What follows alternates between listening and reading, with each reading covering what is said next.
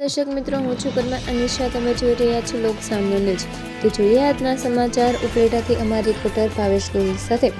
ઉપલેટાના લુહાર અશ્વિનભાઈ સિદ્ધપુરાની 4 પેઢીઓથી જીવંત રહેલી પરંપરા કલાત્મક સુડી હસ્તકલાને મળ્યું રાષ્ટ્રીય સન્માન. વડોદરા હરિપ્રબોધમ પરિવાર દ્વારા આયોજિત ગુરુ પૂર્ણિમાના પાવન અવસરે ભારતીય જનતા પાર્ટી ગુજરાત પ્રદેશ અધ્યક્ષ શ્રી જગદીશભાઈ વિશ્વકર્મા સાથે સૌજન્ય મુલાકાત કરવાનો ગૌરવપૂર્ણ અવસર પ્રાપ્ત થયો હતો.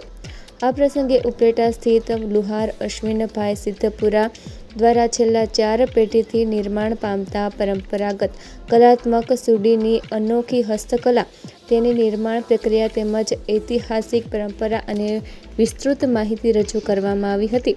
ઉપલેટાની આ પરંપરાગત સુડી હસ્તકલાએ ભૂતકાળમાં પણ અનેક રાષ્ટ્રીય તથા આંતરરાષ્ટ્રીય સ્તરે સિદ્ધિઓ અને સન્માનો પ્રાપ્ત કરી લુહાર સમાજ તેમજ ગુજરાતનું ગૌરવ વધાર્યું છે.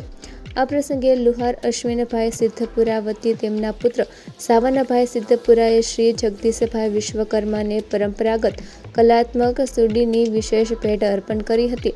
શ્રી જગદીશભાઈ વિશ્વકર્માએ આ પરંપરાગત હસ્તકલાની હૃદયપૂર્વક પ્રશંસા વ્યક્ત કરતા જણાવ્યું હતું કે ભારતીય પરંપરાગત કારીગરીને દેશ વિદેશમાં વધુ ઓળખ અને સન્માન મળે, સ્થાનિક કારીગરોને પ્રોત્સાહન પ્રાપ્ત થાય તેમજ આવી અમૂલ્ય હસ્તકલાનું સંવર્ધન અને સંરક્ષણ થાય તે સમયની આવશ્યકતા છે.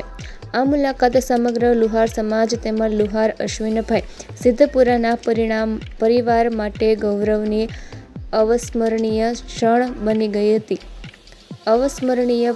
બની રહી હતી.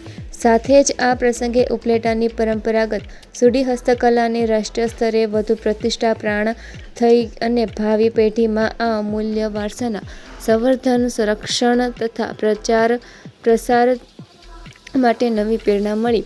તો ફરી મળીશું એક નવા સમાચાર સાથે. ત્યાં સુધી જોતા રહો લોક સામના ન્યૂઝ.